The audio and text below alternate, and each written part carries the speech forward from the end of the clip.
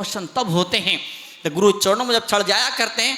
शब्द तो थोते शब्द होते हैं, शब्द मात्र शब्द होते हैं, लेकिन वे शब्द जो गुरु के चरणों की पूजा करने लग जाते हैं वो शब्द सुनहरे बन जाते हैं, उन शब्दों में सुगंध रोशनी पैदा हो जाया करती है। आइए हम हाथ जोड़ते हैं। नमो रियंताणम नमो सिद्धाणम नमो आयरियाणम नमो वजायाणम नमो लोई सवसागुणम ऐसो पंच नमो यारो सव पाव पैणासनो मंगलाणम च सभ्यसिम परिमम हवै मंगलम। हाथों को ऊंचा जोरदार ऊंचा उठा करके बोले परम पूज्य गुरुदेव सुनील सागर जी महाराज की परम पूज्य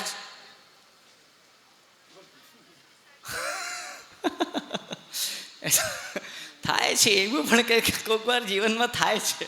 બોલીએ महावीर भगवान की, परम पूज्य आचार्य श्री आदि सागर जी महाराज की, परम पूज्य आचार्य श्री विमल सागर जी महाराज की। आपके हाथ ऊपर नहीं उठेंगे तो आप जीवन में ऊंचाई नहीं प्राप्त कर पाएंगे। हाँ बोले परम पूज्य आचार्य गुरुदेव आदि सागर जी महाराज की।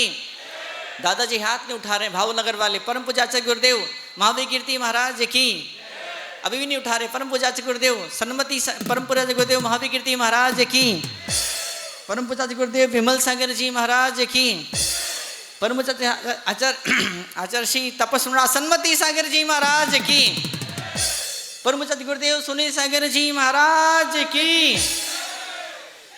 धोते शब्दों में कोई वजन, कोई जान, कोई ताकत, कोई दम, कोई अस्तित्व नहीं हुआ करता है। वो शब्द जब गुरु चरणों में भेंट चढ़ जाते हैं, वो शब्द जब इन चरण की अर्चना कर लेते हैं तो वो शब्द नहीं होते, वो शब्द आरती के दिए बन जाते हैं, वो शब्द पूजा के फूल बन जाया करते हैं, वो शब्द सुमन बन जाते हैं। सुमन मतलब फूल, उन फूलों में सुगंध बिखरने लगती है और फिर ऐसा होता है वो सुगंध से पूरा जग दीवाना और बावला और पागल हो जाता है। हाँ જ્યારે તમારા મનમાં એવી લાગણીઓ ને કે બધા મને સાંભળીને ગાંડા થઈ જાય, ફક્ત એક જ ઓપ્શન છે, ફક્ત એક જ એનો રાસ્તો છે અને શું છે? તમે તમારા શબ્દોથી ગુરુની ભગવંતોની અર્ચના સ્ટાર્ટ કરી દો। જ્યારે તમે તમારા શબ્દોને એના ચરણમાં મૂકો છો ને ત્યારે જ તમારા જીવનનો સૂર્યોદય થાય છે, ખુશીઓનો સૂર્યોદય થાય છે, આનંદની પ્રભાત તમારા જીવનમાં થાય છે। अब चरण सब किसी को नहीं मिला करते हैं। चंद्रेश भाई, लोकेश भाई, चंद्रेश नाम था उनका, कल रात को अपने दर्शन कराए थे। चंद्रेश भाई ये बैठे, यही है ना, दूसरे हैं चंद्रेश भाई ने जो बताया चंद्रेश भाई के बारे में। उनके बहन के ससुर ने जिन्हें बहुत बड़ी सेवा करी, 2000 चतुर्मास बड़े हस्ती थे वहाँ के, अब तो नहीं रहे वो। तो मुझे उनके बारे में बताया गया, उन्होंने खुद ने मुझे बताया उनके पिता को कैंसर हो गया था। 3 बार अलग अलग लेबोरेटरीज में, बड़ी बड़ी लेबोरेटरी उनको रिपोर्ट करवाई कि 3 बार हर बार कैंसर डिटेक्ट हुआ। मात्र 2 बार गुरु चरणों में आए, कमल का जल पिलाया और दोबारा फिर से टेस्टिंग कराने ले गए। गुरु जी का आशीर्वाद उन्होंने प्राप्त किया और दोबारा फिर टेस्टिंग करने के लिए गए। तो वो जो लैब टेक्नीशियन था, वो जो रिपोर्ट बनाने वाला था, जो जांच करने वाला था, वो कन्फ्यूजन 3 दिन तक वो कन्फ्यूजन में रहा कि जो बैक्टीरिया है या वायरस होता ना कि बैक्टीरिया, वायरस बोलते हैं, वायरस कैंसर का वायरस है, ये कैंसर का है कि किसी दूसरी बीमारी का वायरस है, ये समझ नहीं पड़ पाया उसको। फिर उसने फिर फोन किया कि फिर से दोबारा सैंपल भेजो। दोबारा 3 दिन तक वो बेचारा सोचते रहा। वो 3 दिन तक वो अपनी पखनलियों को, टेस्ट ट्यूब को यहाँ से वहाँ ऐसा वैसा कुछ करते रहा, मशीनों को अलग अलग बटन दबाते रहा। समझ नहीं पड़ा क्या हो क्या रहा है ये। That is medical miracle in medical terms. तो उसने फिर दोबारा सैंपल बुलवाया, 3 दिन बाद फोन के दोबारा सैंपल बुलवाया और अब जब फाइनल रिपोर्ट आई उसमें ऐसा लिखा था कैंसर नहीं, टीबी है, टीबी। बताओ आप, गुरुदेव का आशीर्वाद मिला तो कैंसर का वायरस काय में बदल गया, टीबी में बदल गया। बोलो आप, आओ बाबूजी स्टेज पे लेकर आओ, दर्शन कराओ गुरुदेव के। सौभाग्य जीवन का हमें चतुर्मास में आने का, बैठने का मौका मिल रहा है।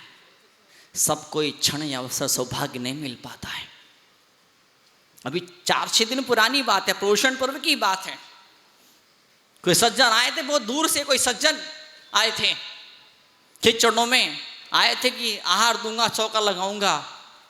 फोन आ गया, घर में सूतक हो गया है, पोता पैदा हुआ है, उनको भाग के वापस घर जाना पड़ा। खुशी भी थी, पोता पैदा हुआ है, और दर्द, उससे ज़्यादा दर्द था इसी टाइम पे क्यों पैदा हो गया।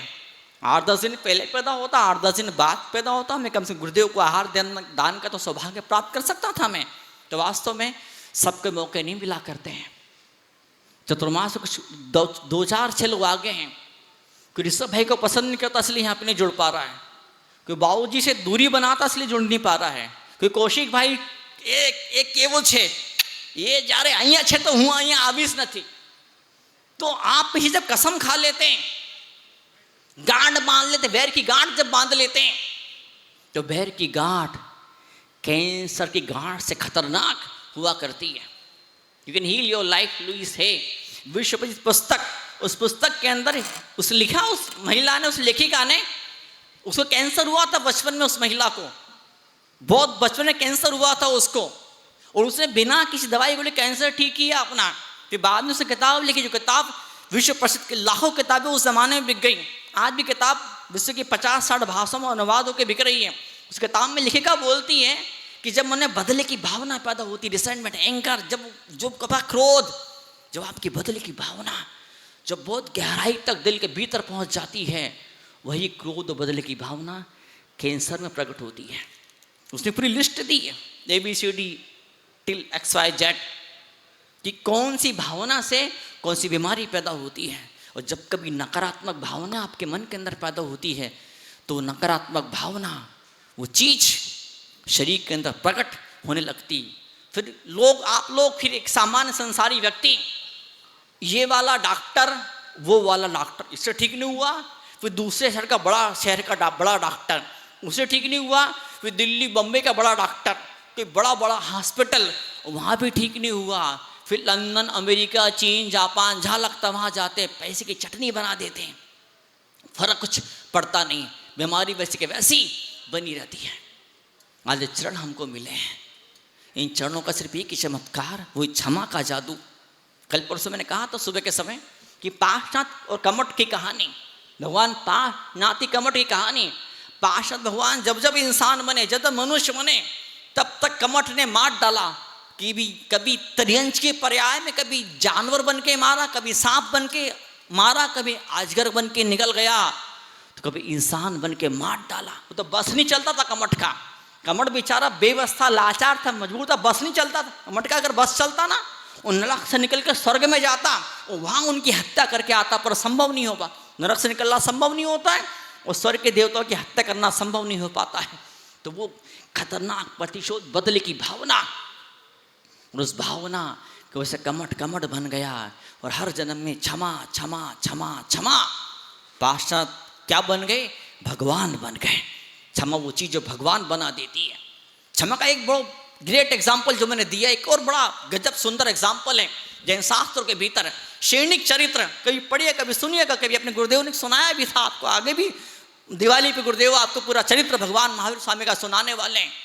तो उस चरित्र के अंदर, उस चरित्र में ऐसा था, कैसा था?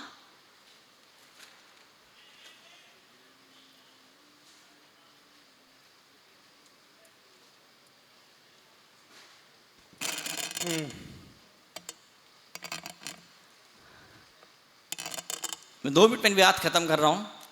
वो कहानी कुछ इस तरह से थी, वो शॉर्ट में कहानी बता रहा हूं। सैनिक ने बदला लेने के लिए, अब क्या बदला, क्यों बदला, गुरुदेव सब सुना चुके, आगे और भी आपको सुनने वाले हैं आप। तो सैनिक ने बदला लेने के लिए मनराज से खुन्नस खा गया। बदला लेने के लिए मरा हुआ सांप गले में डाला, भयंकर चींटी, हजारों चींटियां चढ़ गई उस मरे सांप को खाने के लिए। मरे सांप को तो खाया, भगवान वो मुनिराज के शरीर को लहू लुहान कर दिया, खूना खून कर दिया। मालूम पड़ा चेला सैनिक दोनों आए, चेला ने उपसर्ग को दूर किया, सांप को बाहर निकाला, और बकायदा सैनिक के द्वारा वयावर्ती करवाई। और जब मुनिराज ने ध्यान को खोला, वो ध्यान में बैठ गए थे, उपसर्ग आता मुनिराज ध्यान में बैठते, आंखें बंद करी ध्यान में बैठे थे। जब ध्यान खोला दोनों को आशीर्वाद दिया, धर्म वृद्धि रस्तु।